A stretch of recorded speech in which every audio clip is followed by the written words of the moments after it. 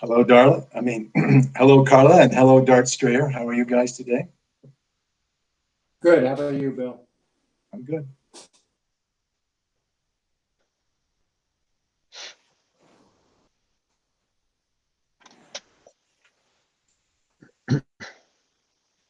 Sorry, Bill, you are all set to start the meeting. I was on mute. Okay. Well, I would like to call the April 30, 2021 meeting of the Town of Niskayuna Complete Streets Committee to order. I think we'll probably do the roll call as we go along. We may have some folks joining us, and I'll check folks off as we go along. And Bill, actually, we said we were going to do that at the last meeting, and we never did. So can we just do the roll call, and then if somebody comes on, we'll note it. Okay, I'm happy to do that.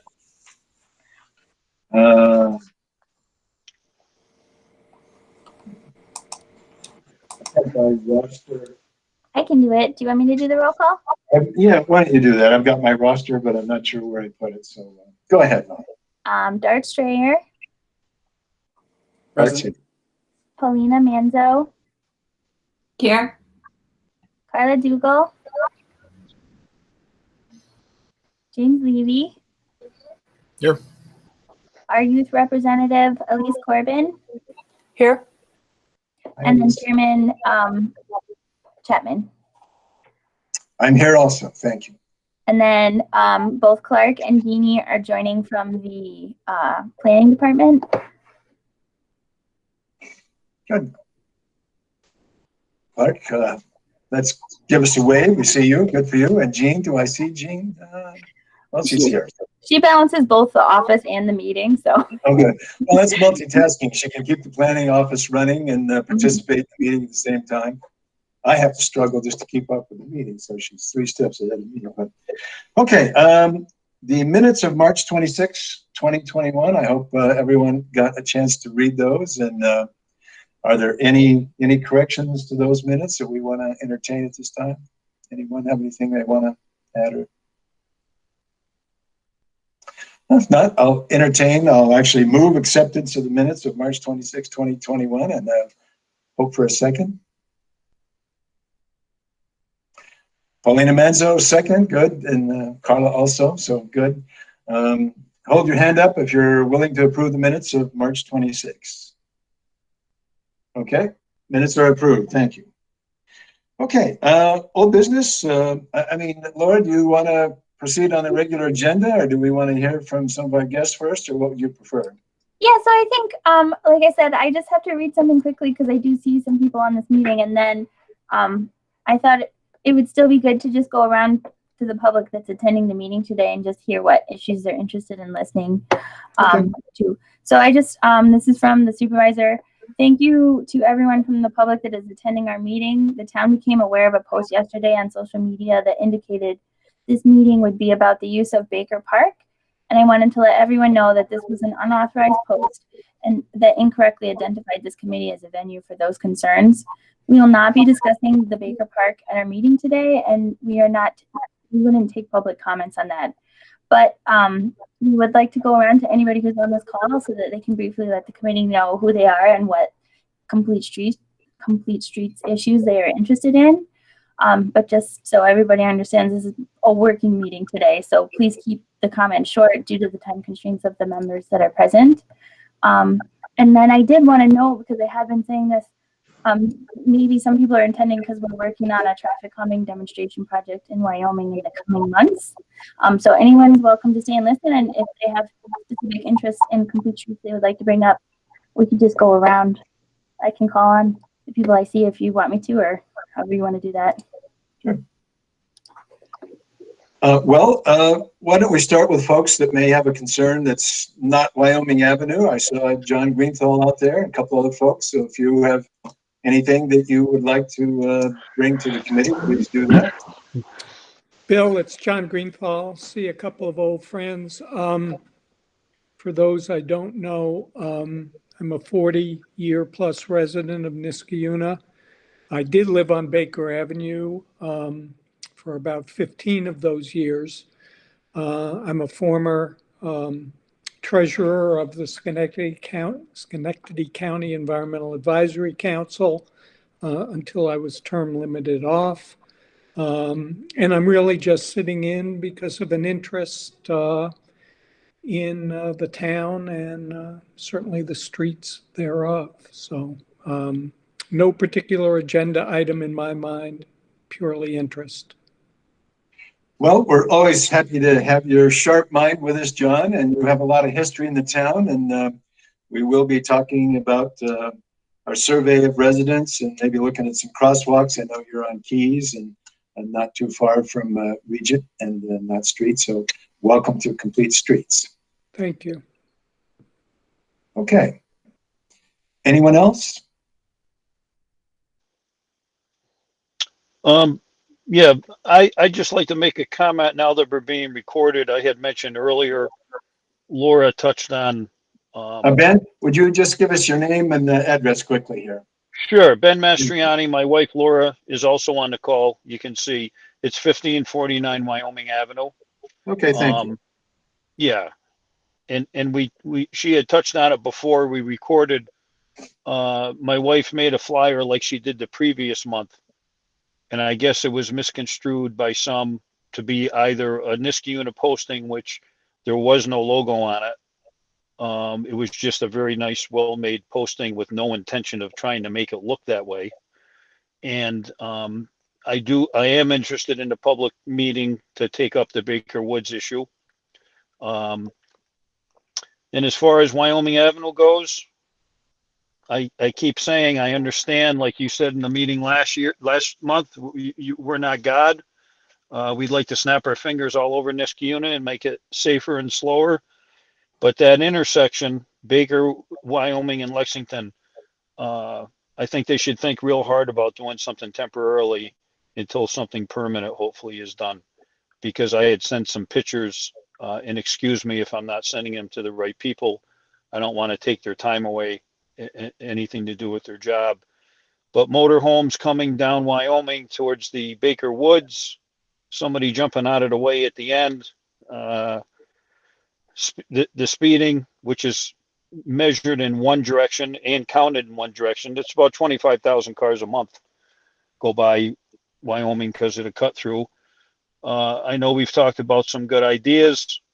Everyone's trying to do what they can do, but I think they should look at something temporarily because there's a lot of what I call near misses from working at General Electric, and those are could have beens. I'm not sure if my wife Laura wants to step in and say anything.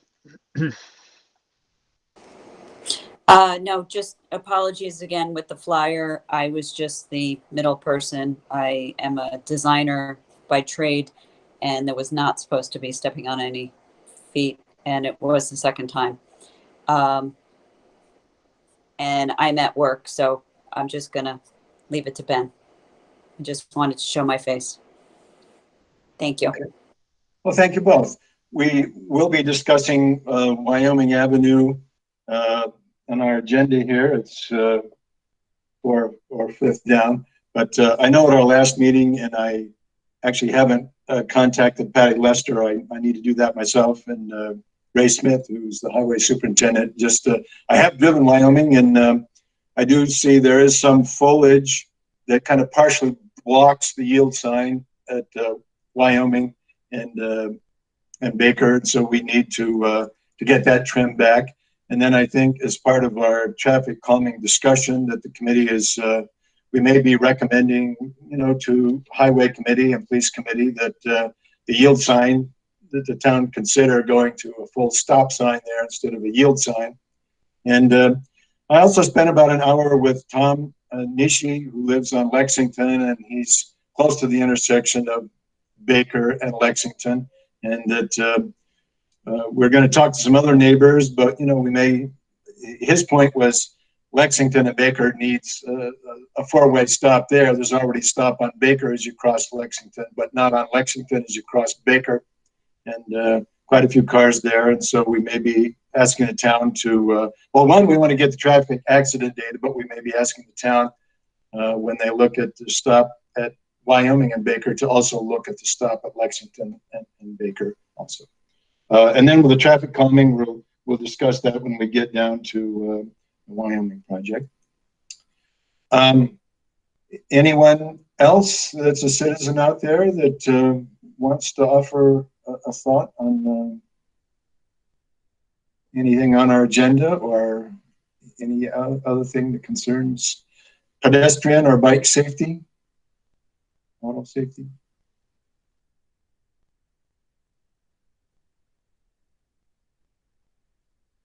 Okay. Okay, then why don't we get started with our regular agenda. Thank you, Ben and Laura, and do stay around because we will get to Wyoming a little bit later. Complete street survey results. Jim Levy, I know members of the committee have all tackled a question, and we've gotten input. So we're still kind of looking at that input and kind of revising the answer presentations of our questions. And I'm hopeful that as we make some progress on that, we'll be able to do a first draft of a report that we're going to share with the town board and residents of the town. But we are making progress of coding the answers, and some of them have 300 or 400 answers each, and coding those up and getting them into some smaller categories is a little bit of work. So Jim Levy is helping us with this project, so I'll turn the floor to him. Well, Bill, I was actually going to turn it over to you since you've been doing most of the work on it now. I don't really have anything to add. I think you've summarized it pretty well. We got several hundred responses, and it's going to take a little work to really pull that all into a comprehensive way of analyzing it and getting information out there. And I certainly appreciate as you do the work that the committee's been doing to pull all that together. It is a pretty heavy lift and a lot to go through. But other than that, I think you summarized it well, and hopefully I can help you because I know I haven't been particularly helpful the last week or two in pulling all that together and getting a document put out there soon. Okay. Well, I do that Elise and Paulina and Carla and me today have kind of submitted a first cut of the coding for questions that they've tackled. And so I want to look at those, and then, if we work on a half page or a paragraph or two summary of what, each question says, then I think we're some ways getting to a final report. And one of the things that I do want to add to my own response on the crosswalks is we have the answers to, the kind of question which might be a yes or a no or some other coding. And then we have a lot of comments that I think are would be helpful for the town board and other people to look at that are kind of specific things that residents have had to say. And I did note, just finished this morning, kind of my coding on the crosswalks question. And, I found looking at Knott and Regent Street that about 63% of the respondents did support a crosswalk. 13% were no's, and the remaining 24% were either they don't cross there, blank, or don't know. So I think there is some support for the crosswalk at Knott and Regent. And when I looked at River and St. Joseph, again, about 56% supported a crosswalk there, 14% were no's, and another 30% were do not cross there, blank, or don't know. And even some of the no's, we kind of asked the question, do you cross here and do you support a crosswalk? And I think some of the no's were people that they didn't cross there, so they just said no and they stopped. And so I'm not sure they really are firmly opposed to a crosswalk. They were just telling us, I don't cross there, and so they moved on. So, but I'll send my results to the committee and we can look at them. And even though I haven't gotten back to everybody, I do appreciate the work they've done so far to type up the results and have a response to the survey questions. So we'll keep going. And I do think it's important when we work on our priorities and we want to submit some ideas to the town board on priorities and things we want to do. I think it'll be, as Jim has pointed out, helpful that we have survey results that support areas in the town that people need more work to be done. Okay. Anyone else? Paulina or Carla or Elise or Dart, anyone else have a thought on the survey at this juncture before we move on? I did note in the minutes from last meeting, we were thinking of putting it on our website somehow.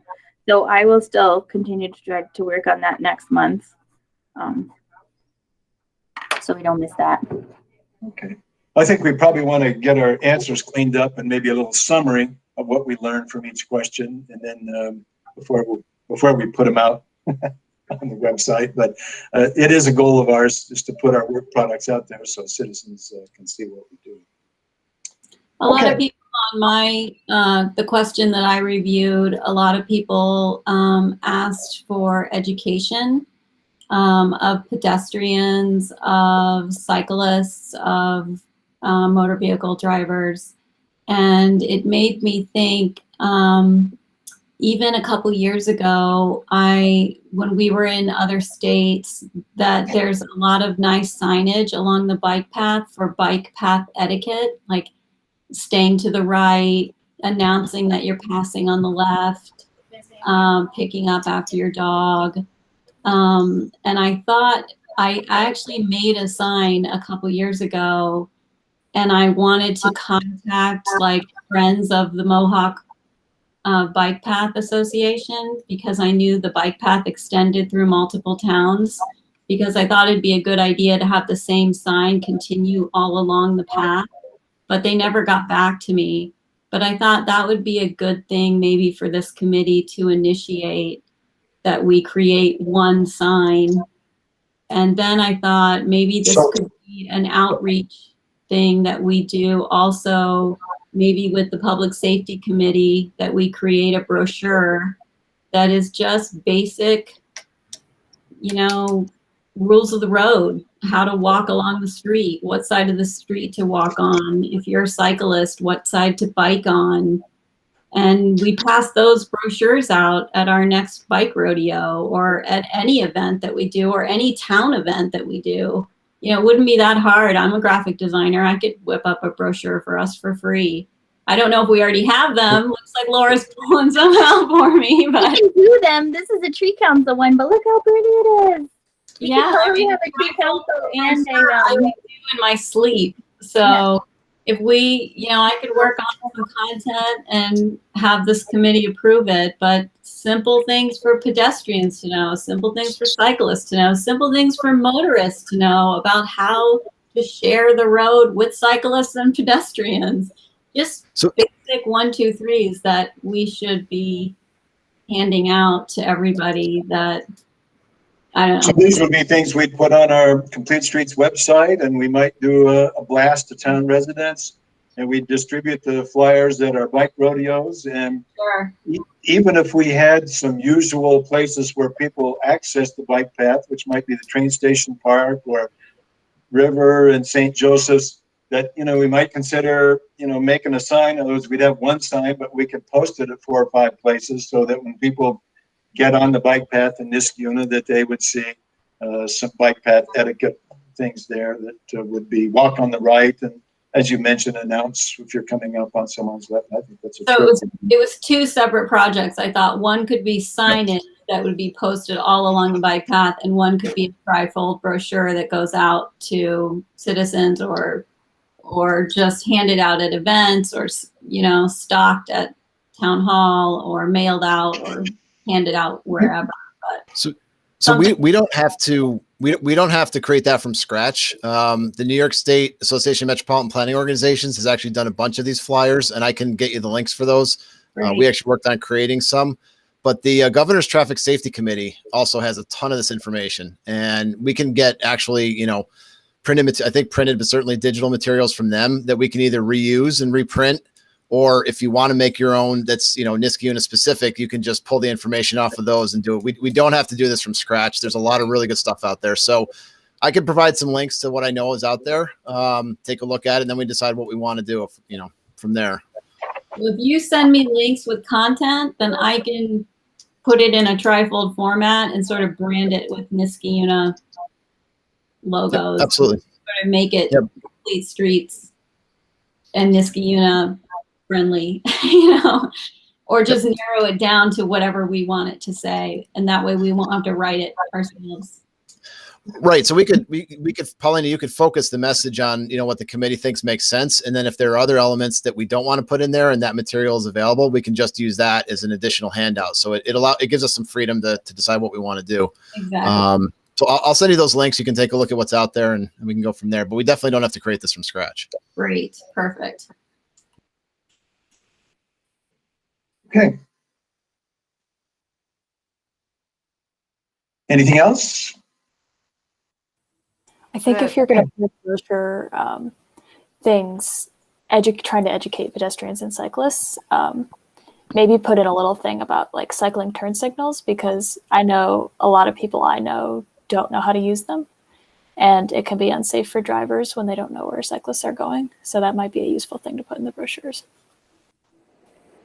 Okay, May I make a suggestion, just from an outsider?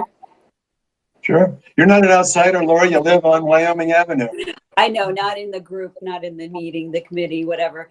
Just from some outside eyes looking at the town website. I only stumbled upon the streets committee because I dove down deep in the calendars because Ben was asking me one day. But most residents that we've spoken to do not know of this committee or other committees. Perhaps the Citizen Action Center on the website would have a button for safety or some other perspective, because it's really hard to find if you're not in this loop. So that's all. Okay, thank you. Just outside eyes looking at it. I wouldn't have known where to find these. And a lot of people don't go to bike rodeos and different things like that. But I think all these ideas are excellent because a lot of people don't know which way to walk on the streets and things like that. But on the front page of the website, more information for citizens, residents, rather. Well, you're talking to a good person, Laura, because I have a list of about 10 things that I need to get done on my homework of material to put on our website so that residents like yourself learn some of the things about what we're doing. And certainly the town board is votes on the members of the committee, and they've adopted a complete streets policy. And we do have a draft of a non-motorized map for pedestrians and bikers to get around. That's the Safe Routes Committee looked at, and Complete Streets Committee looked at, that suggest ways to residents on how to move around the town. And we have done the survey, but we're contemplating putting a copy of the survey out there. So if residents want to respond to the survey, they can still do that. And the safety things that Elise and Paulina have mentioned today, those are some other things that we would want to get out there. And then also, we've actually, we're advocates for lots of things. And over the last 3 or 4 years, the town has accomplished many things that have been supported or advocated for by the Complete Streets Committee, like the Flower Hill connection to the bike path, which is a $500,000 project, and some of the crosswalks. And so, we nag the town board to do things, and the county and other folks, and sometimes we get some infrastructure stuff done in the town, which is really our goal. And we'd like to list those things as well as the bike rodeos so that people know that we're alive and doing some things, and that we are an advocacy for kind of safe movement around the town. And I'm glad you have said that. It will encourage all of us to improve our website and get some information out there. So thank you. Yeah, I work on websites myself, and sometimes you need outside eyes to see things. Yes. And kind of like dummy it down, because you guys all know all these different things, but a lot of the residents don't know where to find that information. And I don't know if the Nextdoor app, you can even post something or, to say, hey, look at the website. We have these things, because that's where people are going. They're not tend to go to them. They listen to their neighbors, and people do that with media, and, they need to go to the right source. And again, we were not trying to send message out on your behalf. So, but thank you for listening to me. Okay, good. Okay, let's move on to Crescent Road and Clifton Park Road. Laura sent us out a good handout prepared by M&J Engineering. And I know we have a subcommittee that's been looking at this, and the Crescent Road, Clifton Park Road, and it also is a near neighbor. We had the opportunity to respond, offer comments on this. So lots of my neighbors did. So I'll turn this over to Laura Robertson, and also to the folks on our subcommittee, which I believe are Carla, Paulina, Jim Levy, and am I missing someone else on that subcommittee, on the Crescent Road subcommittee? I don't know. I don't think so. So I just went into, so for when Jean's doing the minutes, that Tess Healy just joined us. So the thing that I attached, we sent some links out to people with an email blast. We mailed hard copies of an invitation to comment to everybody who was adjacent to any of the parcels that were considered in any of these changes, and had a good amount of public feedback on this project in April for the planning board meeting. So I'm in a similar situation as you guys as well, because now I have to put together all the comments that we have gotten, and we got a lot. So what I want to do is do like a table of comments, summarize them all, and then try and see if there's regular themes that come through. MJ's willing to do one more design, so we could take the regular themes and incorporate them into the plan set, and then have and it wouldn't be final, but kind of have a final concept plan that took into account as many of the comments as we could, which we could use to see if we could get grant funding and stuff like that. There would still be lots of time to make changes and continue to make it better, but that's the idea for this. But one thing that I was wondering if you guys could help me with, and I mean, if anybody has any additional comments, I have a lot. I think that probably a more useful way to discuss this is once I've summarized all the comments and we get them incorporated into another plan. But if you read through the document, and I know Elise, you commented on this a little bit, I think generally speaking, the Via Del Mar concepts aren't likely to be implemented right now because we need more data. So continuing to collect data out there is good, and we have ideas for what we could do as any of the situation over there changes. But I think that for the time being, the Via Del Mar concepts, we have them, but we wouldn't likely be trying to implement them until we get more data. The Almeria Road mini roundabout caused, I would say, mass upsettedness. And I think this is what I wanted to ask you guys' help with. I think the concept may confuse people, because when they see the roundabout, they don't understand the scale of the drawings, because a lot of people felt like the roundabout was inviting traffic, like it was meant to then conduct traffic onto Almeria. And I haven't responded to any of the comments, but I'm wondering, like, or Paulina, if you've done this, if there's a simple way to explain the mini roundabout that I can respond to everybody who had comments, or like just respond in general to the comments, so we can say, here's an updated drawing, here's this, just because we got so much confusion over what a mini roundabout is. I think almost universally it was not understood to be traffic calming.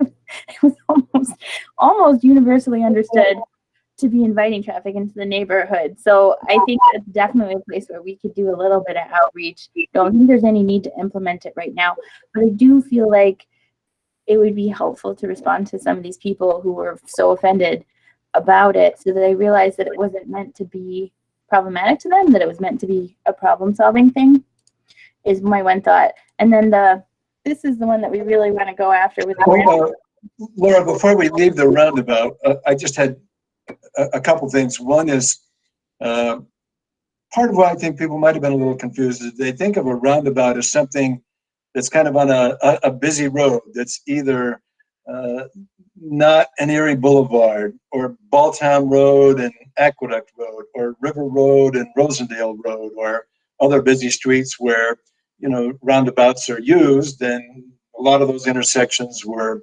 where there were traffic stop signs or traffic lights before, and the roundabout kind of more efficiently moves the traffic. But what's in people's minds are, this is a an intersection with a lot of cars. It's got a lot of busy movement.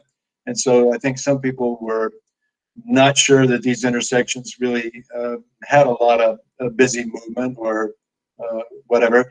And the other thing I think is that you said these are what they sound roundabout is far worse than what they really are. That I don't think there was a place in town or an intersection where there was one that somebody could drive it and see it and say, oh, wait a minute, this isn't as bad as people have, or we might have imagined that it was. That people may have some concerns, but it could be some neighborhoods that have these would be willing to testify to say, look, we had stop signs there before, and now we have the mini roundabout, and it works just fine. But since we can't see one, and we don't have those folks telling us, it's kind of a new, different thing that people aren't accustomed to. And when they do think about roundabout, they usually think about busy roads. So I would just talk for that. Yeah, I think when I look at this, though, I don't necessarily see a roundabout, and it might be just the way we're describing it. It's more of a traffic control or traffic calming device, having that in there, because it makes the intersection a little more challenging to negotiate. So people are naturally going to slow up. And I can see where there's a misconception there, but maybe it's just a way of educating people about really the goals we're trying to accomplish. And I don't know, Jim, maybe you know of some resources where there's something we could point to and maybe demonstrate that it does calm the traffic a little bit. Yeah, I'll have to look to see if I can find anything for mini roundabout. The nearest one that I know of that exists is in the city of Ithaca. I'm not aware of any that are closer than that in New York State. There might be. So I can look and see if I can find a resource. We actually had the same discussion for some work we did up in Ballston Spa for a Complete Streets workshop a couple months ago. I actually did a rendering showing what a mini roundabout would be like at a throughway intersection in the residential neighborhood there. And it actually went over really well. So maybe sometimes these diagrams can be a little confusing. So maybe it's just a matter of simplifying that, showing a picture of what the one is in Ithaca that's in a pretty urban setting on a local road, or even doing a photo rendering, concept to show sort of what it would look like. And I'm happy to share the one I did in Ballston Spa if anyone wants to see it. Again, it was something we whipped together for a workshop, but it kind of, it puts it in perspective of what we're talking about. Yeah, I think Yeah, that'd I be think really if you helpful. show like an elevation. I'm sorry, what I was going to say is maybe if we had like an elevation of what it might look like at the street level, it might help people visualize what this is a little bit better. I mean, I can pop it up on the screen right now if you want to see what it did in Ballston Spa, but I don't want to create more issues or, it's not disputed. I would say the majority of comments on this project were, we don't like the mini roundabout and why are you even considering it? And I feel like that was, that it's important to show people that, like, my understanding is a mini roundabout is almost equivalent to putting a stop sign at these residential intersections. It's not a stop sign, but it's equivalent almost of putting that there. It's just more traffic calming. And then to deter traffic. That was missed, which is why I would like to help people. Do you want me to stop presenting and you can? Hold on. Yeah, I mean, if you want me, I've got it up Yeah, here. go ahead. Let's see. So Laura, is the thing in the middle, is it elevated an inch or two, or does it have a planting in the middle of it, or what's in the circle in the middle? That's showing the planting in the middle of it. That's showing bricks and then a planting, which could also look nice in a neighborhood. Can everyone see my screen? Yeah. Okay, so let me zoom in a little. This is just a quick sketch that we did. This is the existing condition that's there now. It's a three-way road. It's Malta Avenue in Ballston Spa, if you're familiar with the village. And it's essentially a T intersection, a lot of traffic on Malta Avenue. And then Hyde Boulevard is also a pretty significant cut-through road. So I essentially just took the image from the city of Ithaca and did a really quick kind of photo rendering of what it would look like if you dropped a mini roundabout into the road. It's not engineered. Again, it's just a planning level concept. But this is what we're talking about, generally speaking, in terms of a mini roundabout. It's not the large roundabouts we're talking about that, the people are used to seeing around the capital region so far. It's on a much different scale. And it's intended, again, to slow and divert traffic when they come to an intersection so they don't just kind of go whipping through it. I think it needs a new name, not roundabout. So that's what the planning board said. They said we need to rename it because that was a major comment that the planning board heard. And I was like, I'm not sure we can rename it. Maybe Exactly. try. Is that the only signage it would require? Just one sign for a mini roundabout? I mean, Or- that's what I put in. I'm a fan of minimizing the amount of signage, but you technically probably have to have this one in the center of the roundabout, kind of angling, each direction of the road. So there'd be one facing each direction somehow. So it'd almost be 3-sided, and then each one needs a yield sign on the approach. Let's call Right now, it. this is Let's call it a traffic calming island. So I think a lot of my neighbors, I live on Via Del Mar and I walk by this intersection a lot. And I know that a couple of my neighbors are concerned, not just about that it would divert traffic onto our indoor neighborhood, but they actually think that like a surprising number of moving vans and like trucks that carry food and people's like giant monster pickup trucks go through Almeria Road. And a lot of people are concerned that they won't fit. I'm sure you've measured it and made sure that things will fit, but given the scale and given the fact that people just kind of glance over those maps, a lot of people think that like, oh, trucks won't fit through there. And there'll be issues with having to divert around, not street. No, they're all engineered to allow, the vehicles that are supposed to be there to go through. I mean, you're not going to find a double semi truck going through with 2 trailers behind it, but they're all engineered to allow the traffic that's supposed to be on the road to go through. Otherwise it can't go in. They're safety considerations, design considerations, turning radius movements, and all that stuff that engineers will put together before you put one of these in the ground. I'm So, sure there yeah. are. I'm just saying a couple of my neighbors don't. Yep, Again, absolutely. people are getting upset over something that may not even happen. These are concepts that are designed to potentially calm traffic if the need arises, but we don't even have the data to suggest that traffic is even an issue on Via Del Mar or would even become an issue on Via Del Mar. So these are in anticipation of traffic becoming an issue. And I believe that during the meeting, we just said, could we see a concept plan with a mini roundabout? Because we'd like to see what that looks like. It was just one of those like throwaway plans that we just wanted to see what it would look like. It's not even, I don't believe, a viable candidate at this point, because imagine one mini roundabout on Almeria at Via Del Mar, and then down the street at Regent, there's a stop sign. I mean, if we have one mini roundabout, they'd start popping up like all over Old Niskayuna. It just doesn't seem like a realistic solution for Old Niski. So I think during the meeting, we were just like, let's just see what that looks like, because we're curious how that would work in Old Niski. So it seems like a lot of hubbub over nothing, but Is the roundabout in the Crescent Road, Clifton Park Road intersection, is that mini or is that just a smaller roundabout? So that was a mini one too. And I agree with you, Paulina. It wasn't meant, concept planning is just meant to get feedback. And if everybody doesn't like a mini roundabout, that's really good feedback for us.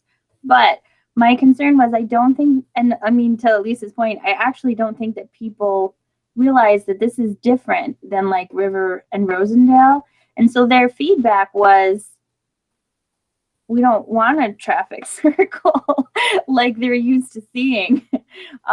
And so the only reason that I bring that up is as I'd almost like to say, thank you for your feedback.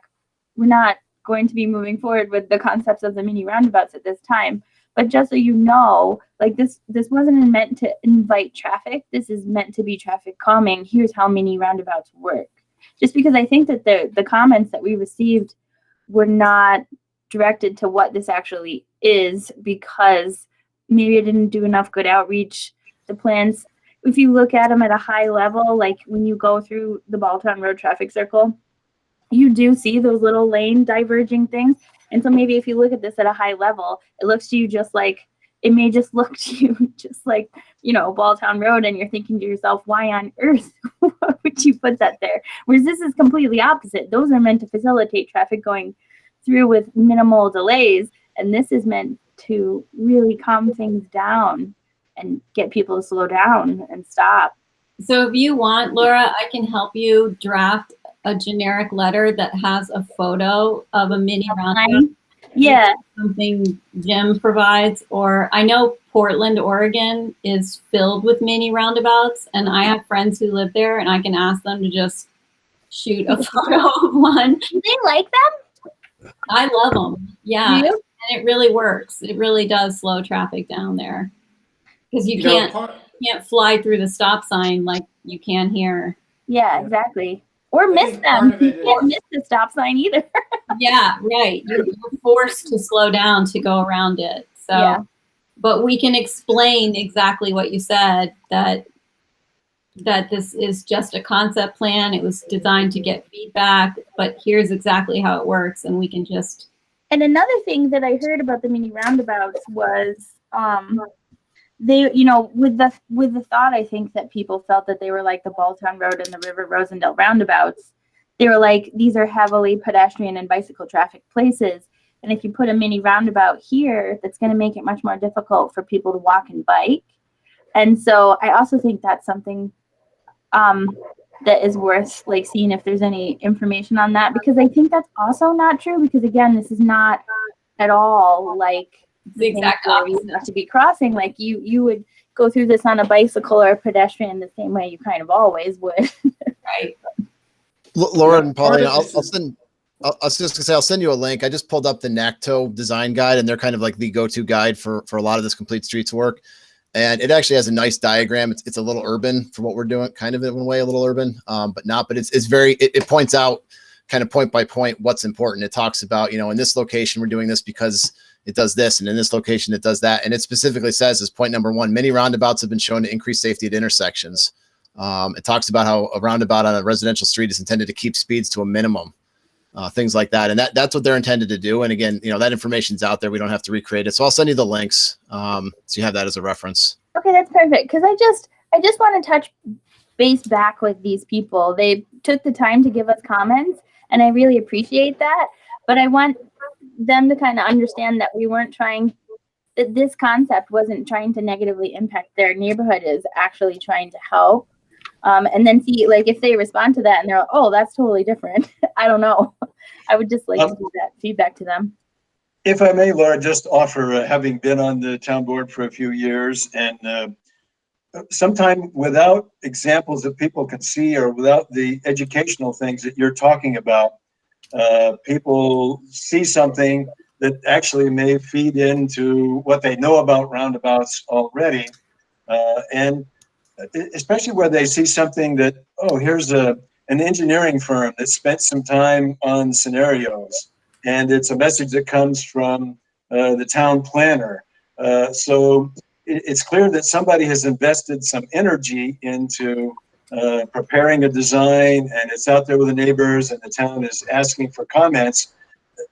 People don't know that, oh, this is, I mean, they don't know that this is just kind of a maybe, we're thinking about it. That kind of letter would be a very different thing. This is, there's already been a lot of discussion about the co-op block and other things, and then they see this, they feel like, wow, this could happen. And so they may feel like if you're gonna put the stop to something you think is bad for your neighborhood, then they know that, you know, they've got to respond early and respond, you know, with some, you know, argumentation as to why they think it's a bad idea. And again, people don't know the positive side of the equation here. They might say, oh, wow, if I knew these things, that it's a planting that's in the middle of the road and it has these safety features, they might say, gee, there's a lot of speeders on my road, on Clifton Park Road, and here's something the town could do. And, you know, neighbors could drive someplace and drive on one and say, this is not that bad. So I'm willing to look at the research. I'm willing to look at an example. But if you don't have those things, then, you know, some other stereotypes start taking over, and you've already kind of lost half your argument before you get started. So Yeah, it just brought that to my attention. I think that's a really good point. And I was thinking if we can just put to something together about a mini roundabout, which can even just be separate from this concept plan, that I can just send to them to say, you know, thank you for your comments, and I appreciate anybody taking the time to comment. I will take as, you know, negative comments as there are out there. I mean, it's useful to know where people stand, but I also think it is helpful to send them back some information because they reached out. They may be interested, and maybe we can show them that, you know, they don't need to panic. It's not going in now, but this is actually what it's intended to do, which maybe they didn't understand, which I thought would be cool. So, And yeah, I'd like to include it in our traffic calming playbook, our 10 or 12 items. I think we should include it in there with the research and some links so that people can go and, you know, read the same research we'd be looking at ourselves.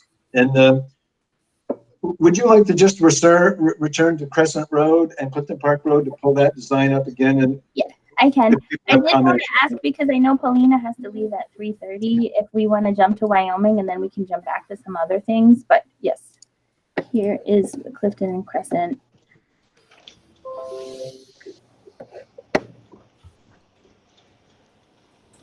I'll just start the ball rolling by saying I was a little concerned about the mini roundabout there, and I was more of a supporter of a straight T for Crescent Road, but people have other recommendations. I guess I felt like the mini roundabout's got a yield and not a stop, and just like we've heard from the folks on Wyoming at Baker that, you know, people roll through stop signs, but they can also roll through yields. That I'm just thinking with the trees and everything on the corner there at Crescent and Clifton Park Road, that someone might be coming on Crescent and they, you know, actually want to make a left and go down to Knott Street to turn left or right, but that if they go into that intersection on the yield, they may not see cars that are coming southbound on Clifton Park Road, and so you could get some accidents there. And you know, the traffic surf, it is kind of a notion that you can kind of keep moving there. And so that was one worry that I had, that I liked this one better for the T intersection there. And I also liked it better because it had an 8-foot sidewalk and not a 5-foot sidewalk. So I thought that would give the businesses a little more room to put tables and serve ice cream and that sort of thing. So I'll just quickly offer that thought. So Bill, just to put this out there, I was just gonna say, so when these are designed, they're always going to be looking at the clear sight triangle. So if there's an issue with brush that's on the side of the road, in order to put any of this in, that would have to be looked at, whether or not it needed to be removed, whether it's a roundabout or a T intersection. They're going to look at what those are. And again, there are standards for those. So Okay. I wouldn't be concerned about existing vegetation. That'll have to be addressed in either design, you know, as it goes through. So I just wanted to put that out there. Okay. Yeah, and just so the committee knows, I think that this one, the one that I have on my screen, is the one that we would build off of. The mini roundabouts and stuff got set aside if you read the draft. I think that this is the one that we would use to update with some comments. And like if you're interested, because I mean, a lot of the comments we don't want mini roundabouts, so of course we're going to listen to people right now and take those all out. Also, the fire department, we still got to do outreach to them. Didn't like the mini roundabouts either. But like one of the comments that I heard that was interesting, and I saw you unmute, Carla, so I'm just going to say this before I forget. But a lady said that when these are very rounded, she feels like the cars whip around a little bit. And she was wondering if you can make these a little bit less rounded, so that the pedestrians and people that are crossing through here cross a shorter distance. That was a comment that we hadn't heard before, so I thought that was interesting. There's a couple other ones in there that I got to take into account and that I'll put, but this is the main one that we would probably be working off of. So the mini roundabout got set aside. I think people did like the bigger sidewalks. So I think this is the one that we'll build off of.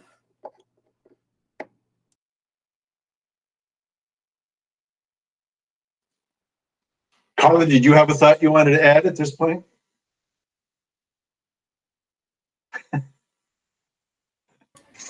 Carla, you're muted. Yeah, sorry about that. She covered it in her talk. Laura covered it, so. Elise, you're on Via Del Mar. Any thoughts you have about this design? Other than what I said earlier, I think you pretty well captured what I know about my neighbor's sentiments, and I myself think there isn't anything wrong with the mini roundabout, and if people who have seen them and used them think it calms traffic, then I guess that's fine. But I don't get the impression that there is a lot of traffic on Via Del Mar other than kind of people coming and going from the co-op. But I mean, it's not Wyoming Ave, but it would always be nice to have a little bit less traffic, I guess. Anyone else on the committee that has a thought? Tess or? Yes, if there's not a traffic calming island there, could there still just be a planter in the middle of Clifton Park? Because if you have the stop sign, it stops the people on Crescent, but just the people approaching the co-op and the new business area, enhanced business area on Clifton Park. Yeah, if they wanted to just put a planter of flowers in the middle to slow people down. I mean, if there was room for the mini roundabout, wouldn't there still be room to put something like that there? I can make a note of that, but I wonder, like to Jim's point, there are certain standards that you have to meet. And if it's not a mini traffic circle, you may not just be able to put something hard in the road because, I mean, people shouldn't be, but you can, unless we can get the speed limit changed, could theoretically be driving 30 miles an hour down there. And so you can't just have a small thing in the middle of the traveling lane. You have to have something that has been engineered to be able to handle the traffic. Mm-hmm. Okay. But you know what I was thinking? Like right now it's a sea of asphalt. Here you're adding a little bit of vegetation, but like this is showing as bricks. If this can be wide enough that you could put trees in it, green space over here may slow people down as well. Mm-hmm. Then you're going to get the canopy that's going to visually make it look smaller eventually. Yeah, I think anywhere where you can put trees would be really helpful to the area. Janet Holliker, who lives over on Keys, she noted the sidewalk next to the west end of the Co-op Plaza building, and we'd see the crosswalk on Knott that would go over to the island in front of Lang's, that she feels like, well, we might be channeling some students along there. And I guess she felt like she'd like to see students maybe stay on Clifton Park Road and then go down to Rankin and then cross to go to the high school. But I was thinking if we actually had students that used this crosswalk in front of Lang's Pharmacy and walked on the sidewalk, I mean, they would then dump out onto Crescent Road, which is not that busy of a road. But my wife used to go on Balltown Road and, would often see students running across the road at Crescent to get over to the sidewalk on the other side to go to the high school. And I actually think that we may want to encourage the state to put in a sidewalk from Balltown Road to Rankin on the west side of Balltown Road. So when you get students that come down Crescent, rather than trying to run across Balltown Road, they can stay on the sidewalk on the west side of Balltown Road, go down to Rankin and cross at the push button crosswalk down there. So if you've got students, crossing here, we would ask as a safety measure. In other words, if this project brings students 1/3 of the way down Crescent and then they walk on the road, which they do now, it's what Jim Levy has said, that students take what would have been the cow paths in the old days to the shortest route. But instead of running across Balltown here, they would stay on the west side of Balltown and just go down to Rankin where we'd have the push button crosswalk. So we'd want to encourage the state to put in the sidewalk from Balltown Road, from Knott Street down to Rankin on the west side of Balltown Road. So when we talk to the state highway engineer, we'll have that on our list too, perhaps, unless people have a different reaction than me. But I do feel like if you get students using that crosswalk and they're on the sidewalk and then they walk out to Crescent, we're kind of channeling them a little bit to Crescent Road. And so we don't want to have a safety hazard at Crescent and Balltown. We would like them to get down there, turn left and go on the sidewalk down to Rankin and then go to the high school. Yeah, I think anyone crossing Balltown Road at Crescent is not ideal. There are too many turning movements. There's a center turn lane. We'd want to focus them on the intersections where there's a crosswalk and that type of thing for sure. It's so dangerous, but they still do it. So yeah, Yeah, we're not That's going to what stop for a car to do. Yes. Because the entrance to ShopRite Plaza is almost right across from. It's just a tiny bit offset. Okay, you mentioned that Paulina has to leave us at 3:30, and I know she has some thoughts on Wyoming Avenue. So could we move to that, and then we'll come back to 2147 Eastern Parkway, and then if that's acceptable to the committee. Yeah, I like the letter. So we had decided that our next step was that we would send letters out to the residents to kind of collect their input and thoughts on traffic calming. So Paulina drafted this letter. I put it in our packet. I like it a lot. I don't know, Paulina, what did you think? Well, I was fine with it, but Bill, did you want to speak to your reservations or? Well, I'm okay with the letter, and actually, I mean, I do have some reservations about sending it out. I thought it would maybe make sense to get an Excel spreadsheet together to list all the homeowners on Wyoming Avenue, and then comments that we've gotten either by email, or Laura's mentioned she's gotten some comments, or you know, the flyer that Laura Ben Mastriani put out, if they have some comments that, I mean, I kind of like to collect those comments. And I guess I felt like the letter was suggesting or reads that, well, if there's an issue, and I know the folks on Wyoming Avenue know there's an issue, that it suggests that we may be doing something. And I guess if we're thinking about a traffic platform, a speed platform or something like that, I don't want to get out over our skis in the committee, or to get in front of the town board as to whether this is something they would consider doing. That I almost feel like we need a couple of members of our committee, Paulina or Carla or Jim or whoever, to really go to the town highway committee at its next meeting, and go to the next police committee at its next meeting, to really find out if the town board, I mean, one is to show them a traffic platform, show them the research on that, and to say, look, is this something that you would consider paying for? Is this something you'd consider allowing Complete Streets to use as a demonstration project on a street? And I guess I just don't want neighbors to feel like, oh, they're going to do something, and then it turns out the town board either doesn't have the money, or they're not sure about it, or they feel like if we do this on one street, maybe we'll have to do it other places. I mean, if it turns out to be something good, you know, that might be the case. But we tried to make it really clear. I mean, we didn't mention that it's a speed platform. We made a specific effort to not say exactly what solution we're offering, and that we're just asking their input for what they believe are the issues, because we don't know that a speed platform is going to work. We don't really know what the issues are there. Is it speed? Is it traffic volume? What are, like, let's identify what the issues are first. We've heard from a few people, but let's hear from the rest of the neighbors.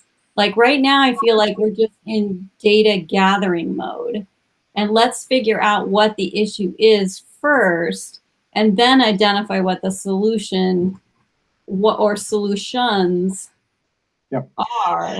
And I guess part of it is I mentioned in my note that I would like to get the traffic data from the police department that Ben and Laura Mastriani have seen, and we haven't seen that. So I'd almost, before we go to the neighborhood with a letter, I'd like to look at that data to see, you know, what percent of the cars are really going over 30 or 35 miles an hour. What is the average speed? I mean, I haven't seen that in the police data. So maybe the average speed on Wyoming is the same as it is region and other places, but I think we ought to know Bill, that. Yeah. Bill, and I know Paulina has to go, but there's two things that are going on here. And one of them we touched on last meeting, which is like, we are not scientific traffic engineers. We are competent and comfortable doing demonstration projects in neighborhoods.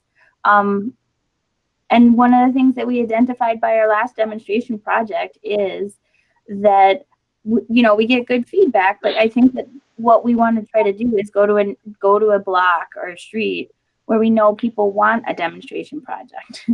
I think Yes. we ran into some issues where when we were doing the demonstration project before, because we hadn't done a mail out and we hadn't solicited full comments, that some people were very offended by the demonstration project being in front of their house. And I Yes. think that this letter would say, we're looking at doing a demonstration project. We want to hear from you. Like, we'll put some time frames together. We can do it a neighborhood, picnic, whatever, to get. Yeah, I understand that, and they're going to be in their neighborhood. But I Yeah. don't think you need traffic data to do a demonstration project. I don't think that you need it to be perfectly scientific. I think you need the buy-in from the neighbors. And so I think that I feel like I have reached out to the police department and asked them for that data. Any data is always good. But even having that data, we're not in a place where we can be like, oh, there's 12,000 cars. That means X. It's not going to work like that. I think it's okay to not have a perfect thing, but we could go out there and do this outreach, put the speed tables out, see if they work, see if residents like them. If they don't, Yeah. Well, I mean, part of that, put them up. And then it's like, okay, so what else could we put out there that might help? Like, that's the point of a demonstration project. It's not to be perfect. And I do bring them up. I have brought up multiple times because all of our boards know that there's concerns on Wyoming. So I brought it up at economic development. I brought it up at public safety. There's And buy-in what was from the the town response of board those for us to committee do a folks? demonstration project on Wyoming. yeah, the response that you got from those committee people was, if Complete Streets recommends this, we'd be open to giving a speed platform a try. Have they said that in committee? Yeah, it's a demonstration project, Bill. So we'd have to figure out, and we talked about it before with Jim, but yes, people are willing for us to put in a speed table and see how it works. Absolutely.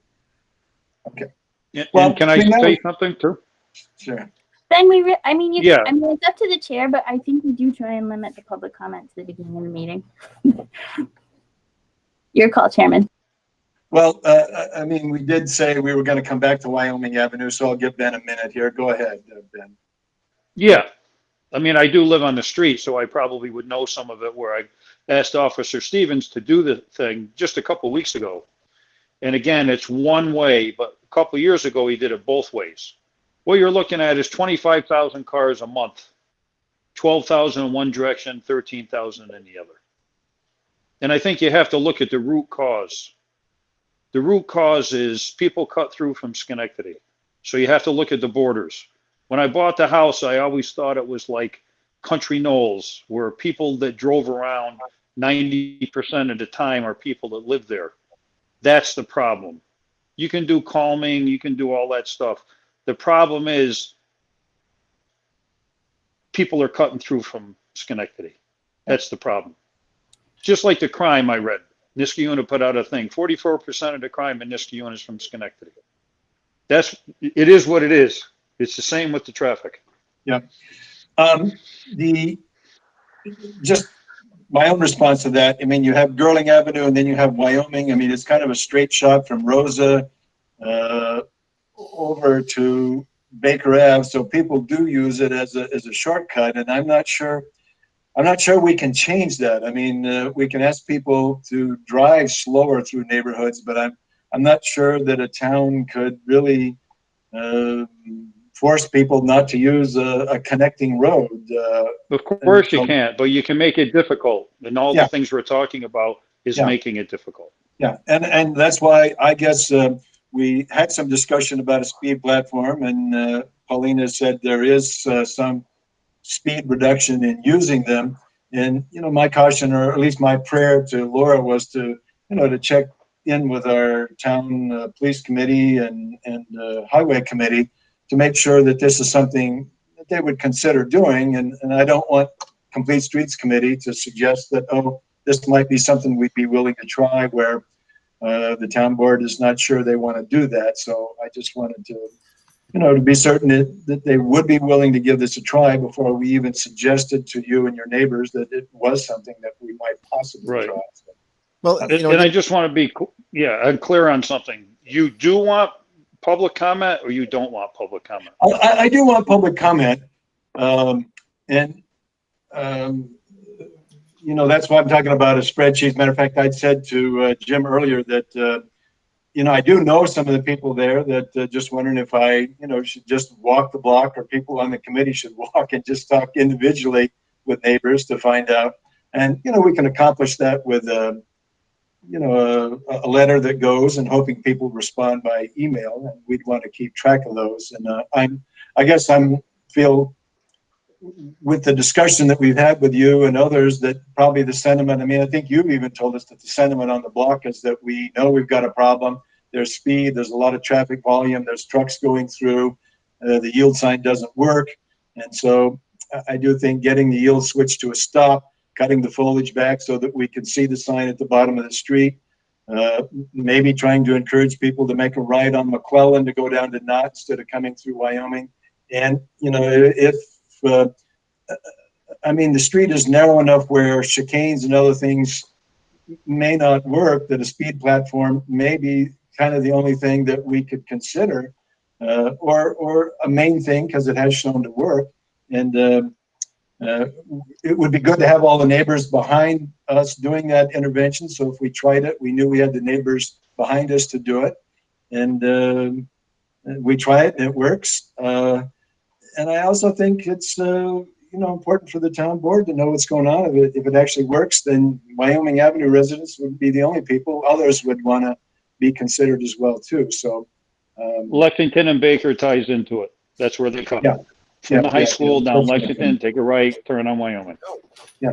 So as a Complete Streets Committee, we're asking the town board to spend money to do things, to be supportive on projects, and to be supportive of demonstration projects. And so, as a former town board member, I don't want to get over our skis. I don't want to get out in front of the town board. I want to be sure that they know what we're contemplating, and that they'd be okay with doing something that we've suggested. So that was kind of my concern. Sorry about that, guys. Yes, I think that my suggestion is that we move forward at least with outreach, but we can take into account all the concerns of the committee. Okay, we still have more on Wyoming Avenue. Well, I did mention, the foliage, and I did mention, we need to talk about the stop. About the yield maybe being converted to stop. And I guess I'm prepared to suggest to the town highway committee that they take a look at both Lexington and Baker as a four-way stop, based on talking to Tom Nishi and other folks, including Mr. and Mrs. Mastriani, and also a recommendation on the yield going to a stop on that street. I think that would be helpful as well too, because people do tend to roll through that yield sign. So I know there's more thoughts on Wyoming, so anyone else?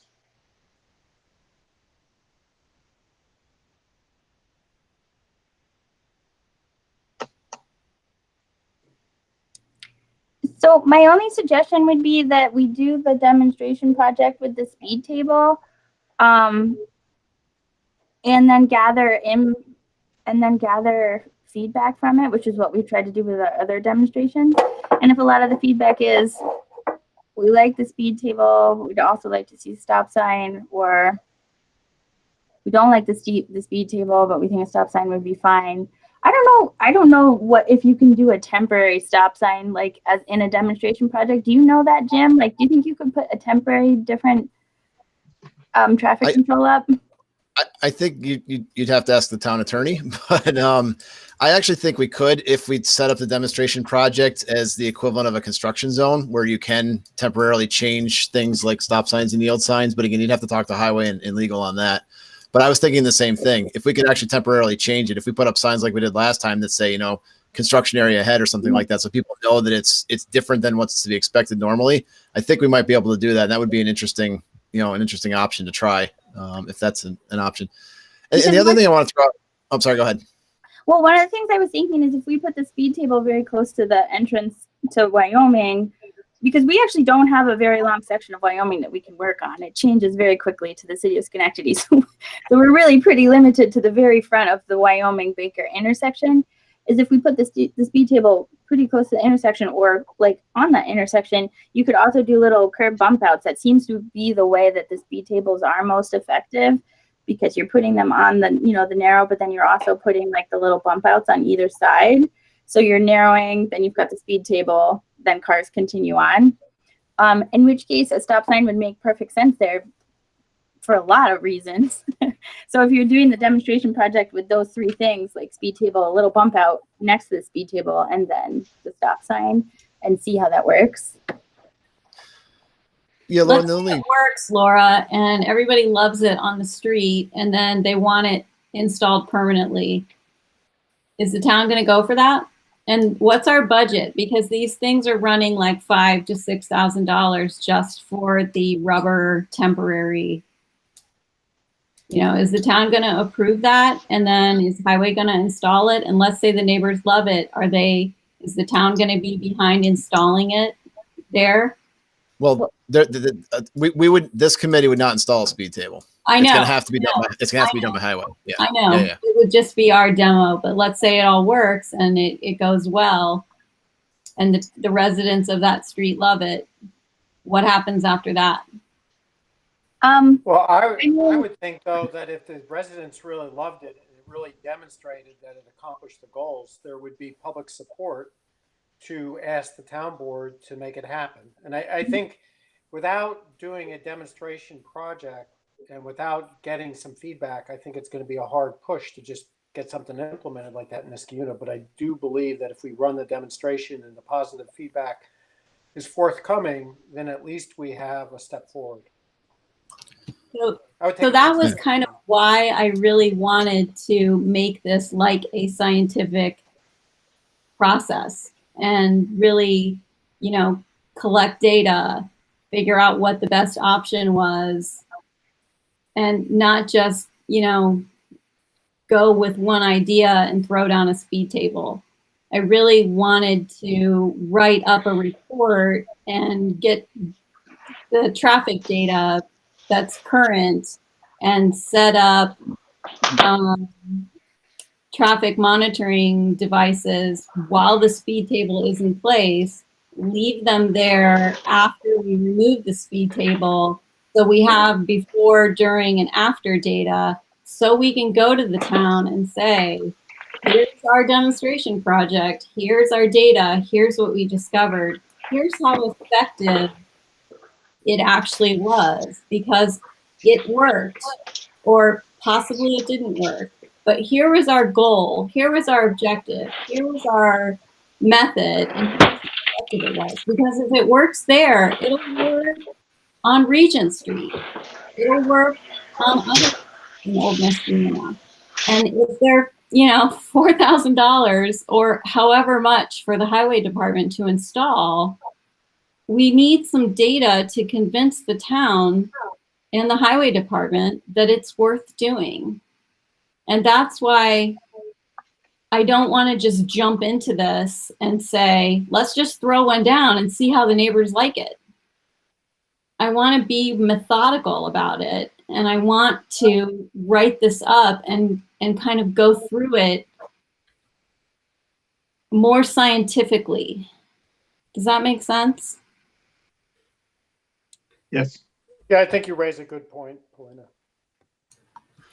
I support that too. I am the more of let's throw it down, but I think it's better probably to do it your way. So I completely support that.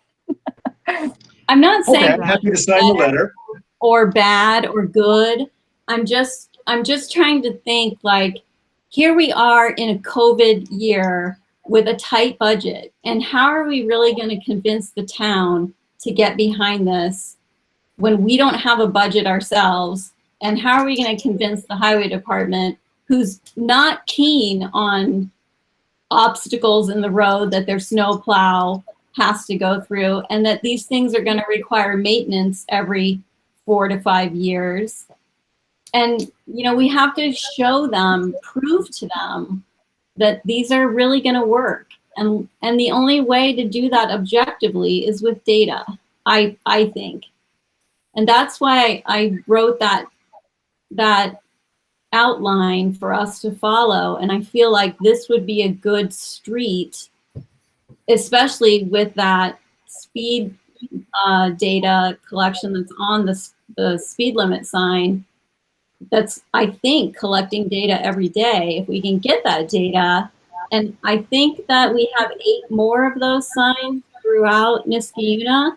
If we can put those on the surrounding streets as comparison, and we keep them up, I mean, we could be constantly collecting data as the demo project is running. And that's a gold mine of data to use and then present afterwards. So Yeah, currently it's in one direction, but there is data from both directions about 5 years ago. So Laura, which meetings would this information need to be discussed when you go to your planning meetings? Where would you present this more to? Well, I always present it to the Economic Development Committee because that's my direct report, but I also attend the Highway Committee, and the Public Safety Committee is very interested. In fact, the Wyoming project was referred to us by the Public Safety Committee, which is why, Bill, I am very comfortable saying that they are okay with us trying some stuff on Wyoming. And I have specifically discussed speed tables with them. I think we decided that chicanes here is probably not a great idea because it's the same width as Region. Mr. Mastriani had mentioned that they have tried parking cars on the street and cars have lost mirrors and things. So trying something different here might make a little more sense. Like that's the horizontal deflection or diffraction or whatever the word is. Like this is vertical, but it's not the way that a speed bump normally works, which could help. And you discussed some dollar figures with police committee, is that right, and highway? What it might Well, cost? no, I mean, we have gotten grants for our demonstration projects before. Jim, I don't know if you are more plugged into this than me. I noticed that I have a CATC meeting next week, so I can check. We missed that application Oh, we deadline. did, nuts, okay. Yeah, I think Because it was they 2 have months given ago. us demonstration money before, and it's typically like a $5,000, up to $5,000 grant, but we missed it, so never So I mind. mean, I guess I would just say, do we want a 10-foot speed platform, a 20-foot? Do we want just one? Do we want two? What is our Well, those are- recommendation? And Yeah, then those are the details. what's the dollar cost? So the town board needs to hear that. Those are What's the gonna details we cost? need to get into. And I was just going to say really briefly, whether it's a speed table, whatever we do, there are speed cushions. And if the fire department and ambulance department have concerns, there are actually speed tables that can have little breaks between them so that the bigger vehicles can go through without actually hitting it. But cars and trucks and SUVs would actually have to slow down for it, and they're spaced out properly. There are a lot of different things we can look into. We've already kind of, I think, knocked out a couple ideas just because we know the width of the road and the situation there. And I think that's kind of what Pauline is saying. Let's, look at the options and kind of start narrowing them down. And we haven't said this before, but I do think eventually we're going to come, and I'm not saying it's happening on Wyoming, but eventually we're going to come to somewhere where we're going to realize there may not be anything we can do, physically with a road. It may be, we need to talk about making it one way. And that's way beyond, what we can do. For instance, that would have to go to the town board. Then you're talking about a whole different set of circumstances. So again, we want to do what we can. We want to gather, as much information from the neighbors as we can before we do a demo project. We need to, moderate expectations on what we can do. But I do think if we do something like a speed table on some of these ideas, I think they're going to take off. And I think a lot of different blocks are going to want to see these things. And as Bill, as you've said, I think it's important the town board realize that, because I think there's going to be a big demand for a lot of this type of thing to happen. So we want to have a good process from the beginning to kind of identify this stuff in committee. And then it's going to go on to town highway, the town, elected officials and others to decide, exactly what's going to happen. We're only making recommendations. After that, it has to go beyond, this committee. And I think we all realize that. So, I think Pauline has got it kind of in the right tact. And I don't think it's going to take that long to do. I think it's just a matter of collecting that information and, just putting it into a report. So I don't think when Pauline is saying this, that we're talking this is going to take months and months. I think once we get it, it'll be pretty easy to get. It's not going to be a heavy lift for this committee to do. I don't think so either, but I think it's important that we outline what the objective is and what the goals are and what we're trying to accomplish with it, so that we identify what the right solution is. And Laura, really, if one or two members of our committee can appear at police committee or highway, I think it would be valuable for them to hear from some folks on Complete Streets that are making the pitch for a speed platform, or if Pauline is even there to explain the process we've adopted and the steps that we're going through. So if they got questions, they hear it directly from a couple of members of the committee. I'm sorry, I really have to go. My family's waiting on me, so I'm so sorry. But thank you for listening to me pitch, and I'll see you all next week or next month. Okay. Thank you. Aye. I will just add again that I did look that Dorwalt and Baker has a stop sign. And it has some traffic. Kingston and Lexington, there's not much traffic on Kingston because most of it's on Wyoming, but it has a stop sign that you come down Kingston, you get to Lexington, it's got to stop. Regal has very little traffic, but when Regal gets to Lexington, it's got a stop sign. And Belmont, which is over there, as it comes down to Lexington, it has a stop sign. And the two streets that don't, when you look at Grenoside and Baker, it has a yield, but there's not much traffic on Grenoside. So a yield at Grenoside and Baker might be quite appropriate. But Wyoming and Baker, I mean, Mr. Mastrani is telling us, well, there might be 25,000 cars a month that really, and people are rolling through it. I think it's an easy case that the town board could certainly entertain going to a stop at Baker in Wyoming. And I also think if they're going to look at a stop there, that we got to just take the next step of asking them to look at a stop at Lexington and Baker as well too. So. You get a stop Okay. sign at Lexington and Baker, there's going to be a big barbecue at my house, and you're all invited. Well, thank you. See, that's the carrot side of some of these things. But okay, anyone else on Wyoming Avenue project? I mean, just below that we have Paulina's sheet that I just asked people to take a look at it. She's pretty much just identified the bullet points that would be in our process plan for if we hear of a neighborhood that wants us to look at a situation. She's kind of identified 7 or 8 steps that we would do that would just be part of, if it's Regent Street, if it's the street over on Console Road or Crescent or any other road, Fieldstone Drive, that some neighbors want us to look at a situation that, we'd have a process in mind so the town board would see our process and we see our process and we try to do those steps. So, okay. Once again, anyone else on Wyoming before we move on to the next item? How hard would it be to lower the speed limit in the town? I mean, what kind of steps could they take to do that? Well, we're not God, but we would need angels. But I suppose it could happen. I mean, I think Colony has an effort in place, and I've heard it that they've reduced town speed limit to 25. So we would really have to look at some other municipalities to see, what have they done to reduce the town-wide speed limit from 30 to 25? And I'm not saying it's not doable. I just think you need your town board behind it. And I think it's, maybe is it an act of the state legislature to do it? I think. Yes. Yes, and that's. So it is doable, but it's a heavy lift. But as neighboring communities, I mean, I think there's certainly support among residents all through the town that they would prefer to see a 25-mile-an-hour speed limit. So there is a big push statewide for there to be legislation drafted that would allow municipalities like Niskayuna to drop their speed limit. But right now you have to go to I believe the DOT, who then has to bring it to the legislature for a change. So it's a really heavy lift, and there are very few instances where it's actually been done.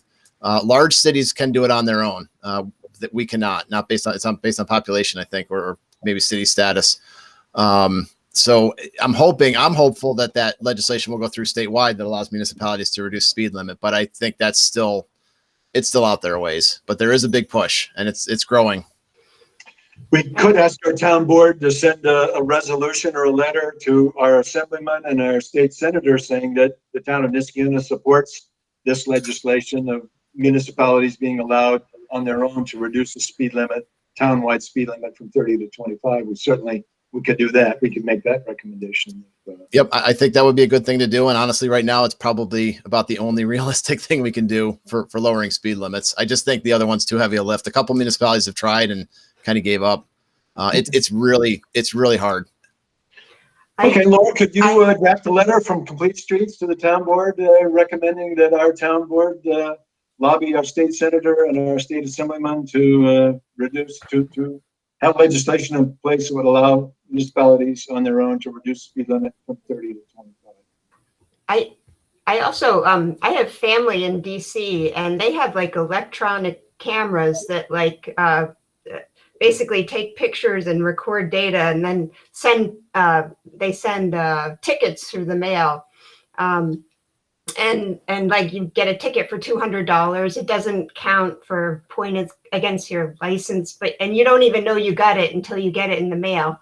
And I know that's probably very expensive, but is there some kind of technology where you could take a electronic recorder type thing and move it to different streets so people don't know where it is? Or, I mean, just thinking in the future, I know when there's a lot of money and I'm not sure, Laura. I think Complete Streets, we're trying to make some friends in the town, and I'm not sure this would cut in the direction we want. I think we should probably work on bike, pedestrian, and slowing traffic down, and education. Yeah. education. Yeah, we're leaving the I have a enforcement to a question, different. Yeah, we're not doing enforcement. No, but I have to a that question for point, you. sorry, go ahead, Dart. I just have a question. In the process, if we were to get the speed limit reduced in the town to 25, would that be enforced uniform over all the streets that are now 30 miles per hour, or would we Yes. selectively? It would go to 25 all through the town. Yeah, is that realistic though? Because people speed now. A lot of speed that people have on streets is really what they feel comfortable with. I don't know. You know, people on Morgan Avenue go 35. It's, you know, because it's a straight shot.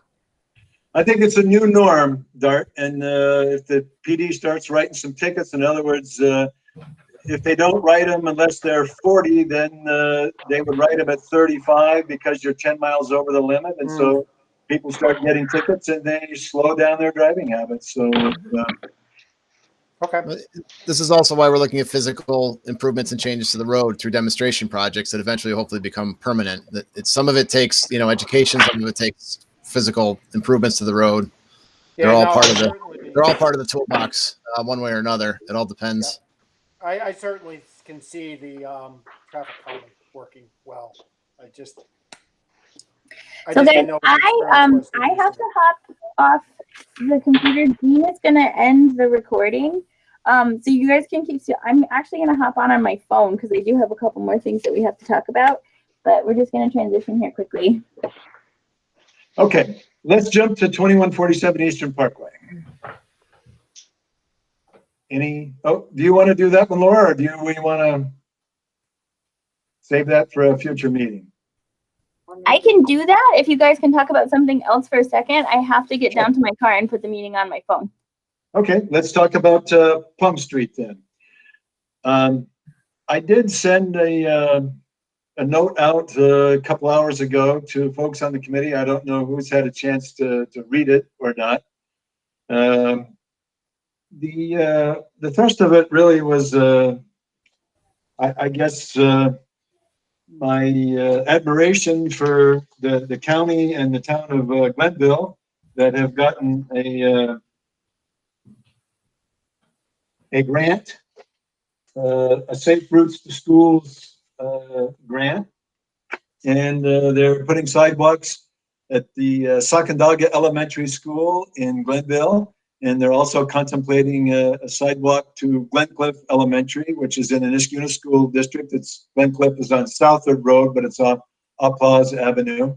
And then also at the O'Rourke Middle School, which is really kind of out at the tip of the county. If you ever went to Night Orchards, it's up there. It's on Good Street and another road.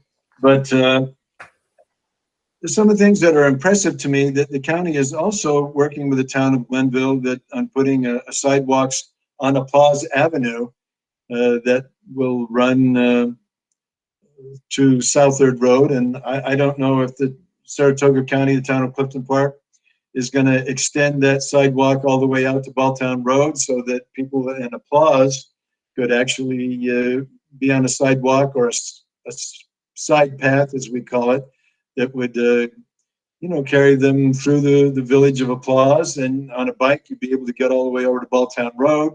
And if you could get to Balltown Road on a bike, there are plenty of, or at least high school students that live in Applause or live in Rexford The bike path now goes across the Rexford Bridge, and then you could go up East Street or William Street, and you'd be on the bike path where you wouldn't be on Bowltown Road. You'd be on the bike path that you'd come out at St. Joseph's Drive. I mean, you'd cross River Road there, and then you'd come down Orchard Park Drive, and you'd be able to access the high school after that. So really having a connection from Applause, over to Balltown Road would be a big deal. And I guess the other thing that impressed me about it, one is that Glenville has, written a grant that they've listened to the people, the parent-teacher organization at Sacandaga Elementary, and they've had the same complaints that we have at some of our own schools, like Hillside, either on Cornelius or Plum Street or other streets that serve the schools, that, when the snowbanks pile up, if there's no side path, no sidewalks, then parents and students are walking in the street. Cornelius Avenue would be an example of that to get to school in the winter. And I guess some of the positives I see are, one, that they are doing sidewalks to 2 elementaries, Glencliff and to Sacandaga, and also to a middle school. And there are also, the county is working on getting easements on a county road so that they can put curb and sidewalk on Applause Avenue. And the metaphor for us, or the application for us, is we're still very interested in a side path on Rosendale Road that would go from Rose Hill Boulevard down to Iroquois Middle School, and then a ways past that to serve the Lashkill Preserve. That, we have an example of the county is going to put a sidewalk on a county road, and they're approaching residents on this county road to get permission to do that. And it's the same issue that we face on Rosendale Road, that we're going to have to ask some folks for some easements to put a side path there. And I guess the other thing that's impressive to me is that, the county and these municipalities, they have to put up half the money for this. They've gotten half of about a $900,000 project from a state Safe Routes to Schools grant, but they're putting up the other half of that. So the county and the town of Glenville have come up with some real hard money to make their part of the match to make these things happen. And so to me, it's an example in our own county where our county legislators are working with towns and school districts to make this happen. And if they can make it work there, there's no reason it can't work in Niskayuna. Hey, Bill, Laura has joined the call now. She's in, or? She's joined the call again. Okay, so I guess when we are looking at funding sources, I actually don't want to be content with just going with 2 houses on Plum Street from Van Antwerp to the bottom of Hillside Elementary. I think we should ask the town board to consider both projects, the sidewalk from VA to Hillside on Plum Street, 2 houses where I think the homeowners are amenable, and ask the town board if they'd consider taking a hard look at Cornelius from Ray Street to Hillside. And there are about 3, maybe 4 light poles that we'd have to ask National Grid to move them. But I actually think a sidewalk and a curb could go along there. And if we're talking funding sources, Laura has mentioned the traffic improvement project, the TIPS money, that there might be some state money there, that the town has a grant writer, that, if Glenville and the county can get some Safe Routes to Schools money, that, we should consider an application as well. And then I also included a news clip of the $2.4 million that the town is going to get as part of the federal relief that the federal government is providing to the towns. This is going to get $2.4 million. It's got to be used. Some of it has got to be used for infrastructure. Our town supervisor has mentioned water and sewer, but sidewalks are also infrastructure.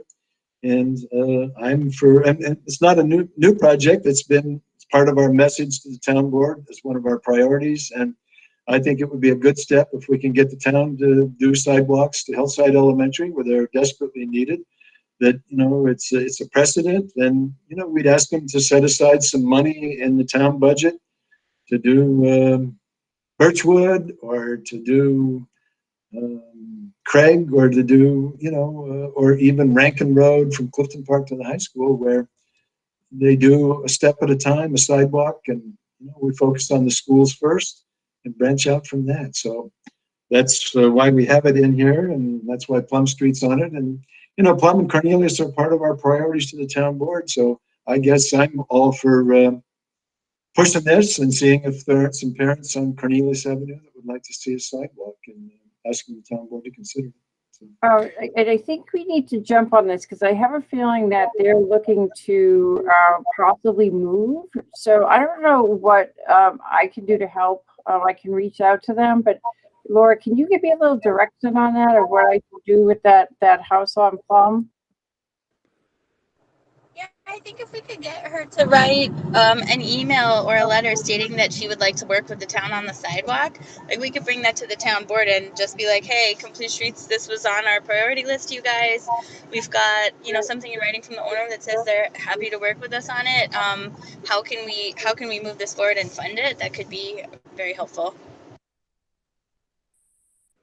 Hey, Bill, it's John Greenfall. I just want to say that I have to bow out at this point, but thank you all very much for letting me listen in. I appreciate it. And good luck. Okay, thank you. You're welcome to join us at any of our meetings, John. Thanks a lot, Bill. Take care, everybody. Hey, Bill, this is Jim. If you can give me just 1 minute, I actually have a history with that project for Second Dog Elementary. And I just wanted to, if you don't mind, throw this up on the screen really quick. Just to show why, kind of why we're doing what we're doing. So the village of Scotia, which this is half in Scotia, actually had a Complete Streets workshop, just like Niskayuna has had 2 of them in the past, where we've done these kind of conceptual workshops. So this is Broad Street, the street that's leading up to Sacandaga. We did a workshop with them, and as part of that workshop, we came up with the concept of actually putting sidewalks on this road because the neighbors have been asking for so long, but they didn't actually have anything on paper. I mean, it literally is, I think it's been discussed for generations of students of getting that sidewalk in. And I just wanted to put it up here because if you take a look at this shot, this could be Cornelius as far as I'm concerned. It's almost exactly the same situation. And they're getting it done. And this was a concept we just, again, in these workshops, we put together these really quick kind of sketches. We put this together as part of that really quick workshop. And I think this type of thing helps. It puts it down on paper and kind of shows what can move forward. So, this is part of the whole planning process, showing what can be done and then kind of helping to move it along. And I think we have a lot of that here in Niskayuna. We have a lot of this, pent up demand and discussion. We need to start getting some of it on paper. We do have a list. We have a good long list of what we want to do, and things like the sketch that Laura showed earlier of what we're talking about with Via Del Mar and other places are kind of what we need to keep moving these projects forward. It does help. Putting it down on paper and getting something to look at really does help. So I just wanted to show it because I think you could literally drop this on Cornelius and it would look almost exactly the same. Okay. I would be happy if you'd be willing to share that sketch and also one for Plum Street. If you'll send them to me, I'm more than happy to, I would say I'd like to solicit the input from members of the committee if they agree, with Jim here that we should get together a sketch on Plum Street and a sketch on Cornelius. And, we've got some citizens on Cornelius. Some citizens are already supportive, but just to send these to the town board and let them know, again, just to remind them that Cornelius and Plum are priorities. And, we'd like them to explore some ways to fund these projects. But who else has got a thought on Plum and Cornelius?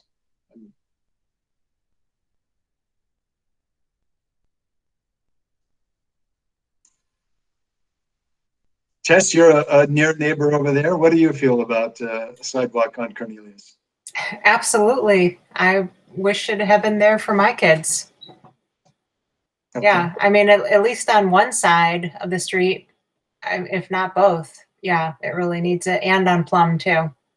It's sad that it's taken so long to that we're still just talking about it. Okay. Dart or Carla or Elise? I would second that, Bill. I think I'm in the camp with Tess. I wish there was a sidewalk there when my kids were going to Hillside. We used to, when my kids had orchestra and stuff, we used to drop them off, a couple blocks away from the school, and they would walk down Cornelius. There was always a concern, because there's a lot of traffic on that street, but we didn't feel we wanted to contribute to the traffic by dropping them off at the school itself. So, yeah, I think we should go for both. Okay. Carla? Yeah, it makes sense that you're trying to make all the schools more pedestrian bike friendly, and that's in line with that. So certainly, yeah. Okay. And I know Paulina's very much a supporter, and I believe Jean is as well. And I think the other important thing is, if we can just get one under our belt. In other words, the town decides to locate the money and do something. I mean, it's just like we've seen the precedent that Glenville and the county have set. They're doing something that, we need to do something. And if we can get that started, then I think it opens the door to, a block or two at a time with other schools and other locations in the town. So, okay. So we'll do that. We're at 4:10 here.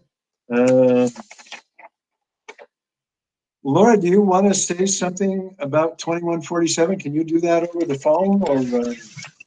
Yeah, so real quickly, I have two things that I just wanted you guys to think about.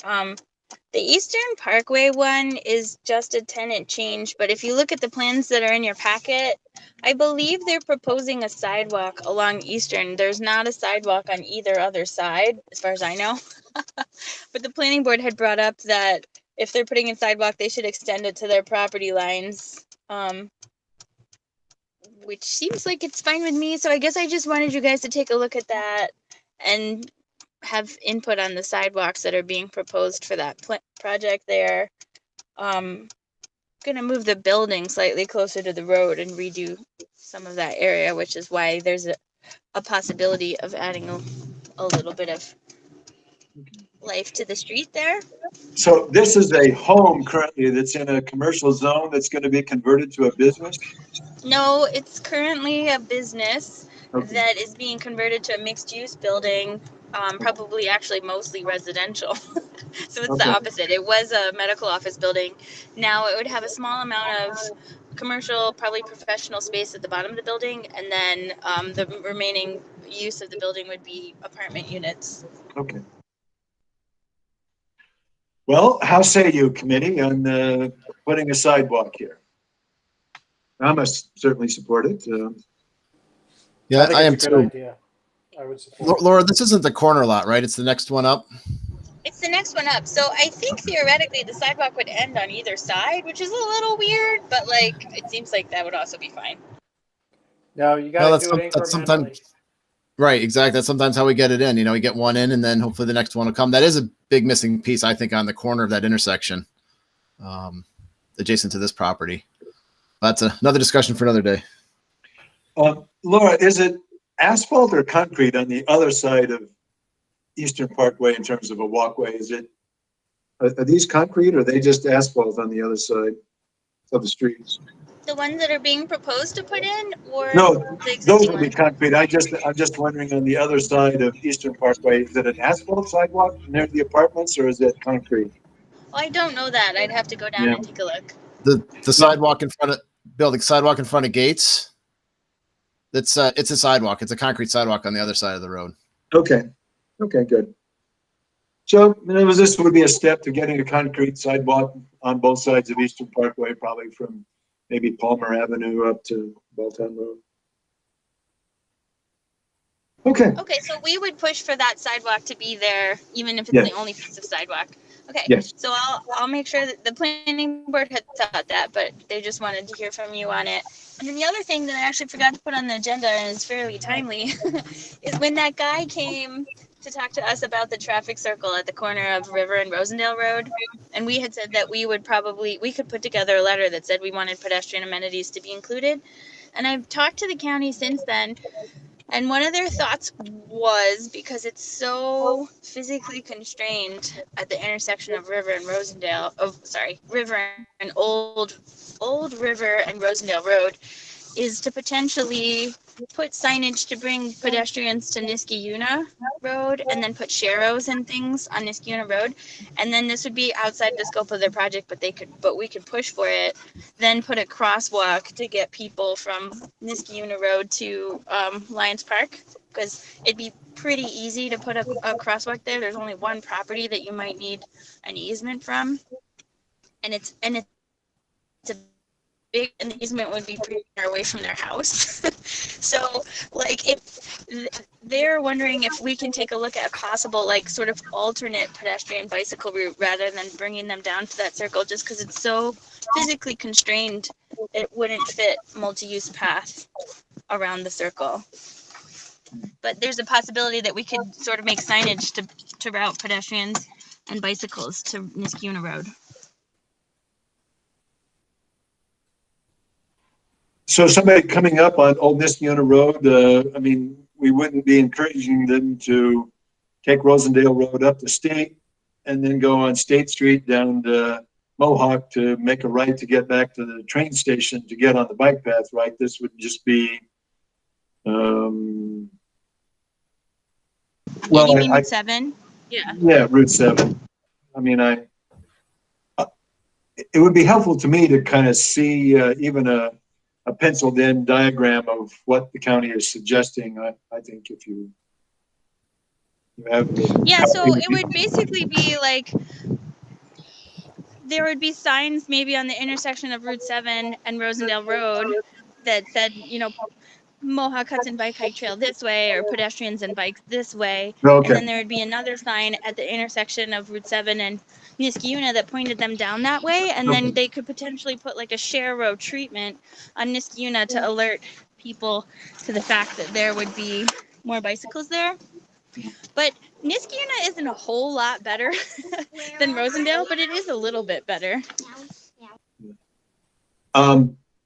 So there's no room around the traffic circle if you're coming up on Old Niskayuna Road to, or Old Rosendale Road, whichever one it is, to kind of go around the circle, or is there an option to get over to the bike path from that there?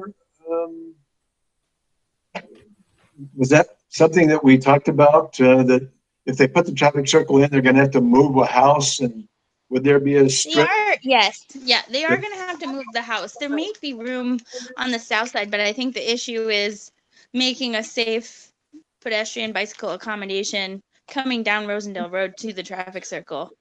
It's really hard to separate bicycles and pedestrians and cars there. Whereas they were thinking if you put them on Niskayuna, it's a little bit wider and you could do markings and you could be separating those traffic. Yeah, we talked about this last time. Where Rosendale Road ends, I mean, it practically starts into the edge of a cliff. There'd be a massive amount of retaining wall and everything else to do any real widening down there. It's a tough location for sure. But we were thinking if we could at least notify bicycles and pedestrians that might not be the best way to go. Right. And then give them some accommodation on Niskayuna Drive, they might be able to incorporate that into their project.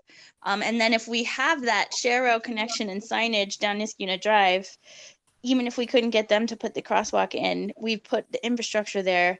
So then the crosswalk is like the last piece, which, you know, makes it easier, I think, to get eventually, hopefully. So once you get to the end of Mohawk, we'd have an asphalt pathway that would take us to the train station park entrance?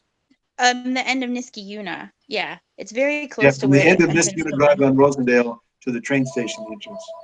Correct. Yeah, there's only one property that you would maybe need an easement from. Okay.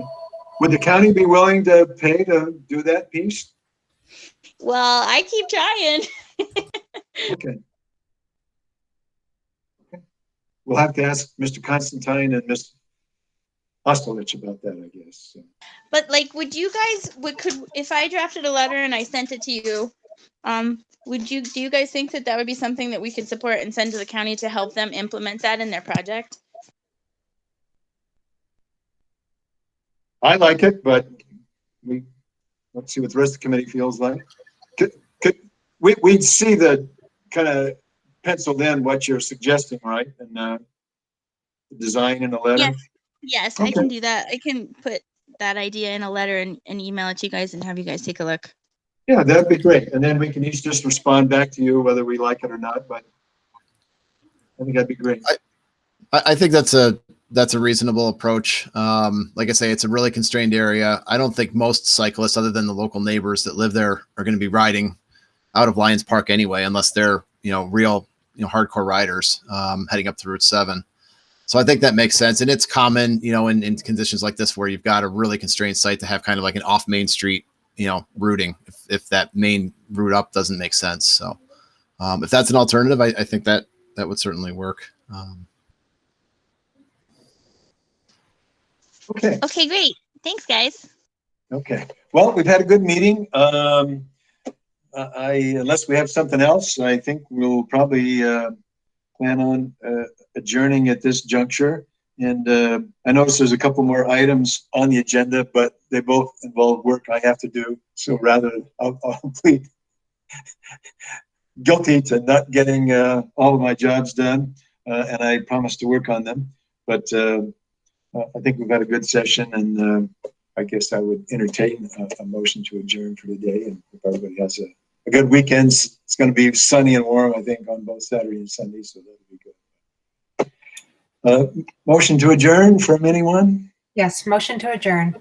Okay, a second, please. I'll second it. Oh, Elise got me. A second from Elise. She beat you to the draw, Jim. So we have a motion and a second to adjourn, and if you hold your hand up, we'll sign off for today. And okay, see you in May, and have a good, and thank you again for all the work that you've done on things. I know everybody's busy chugging away on things, and so thank you again for that. So, Thanks, Bill. Thanks, Bye-bye. Laura. Bye-bye.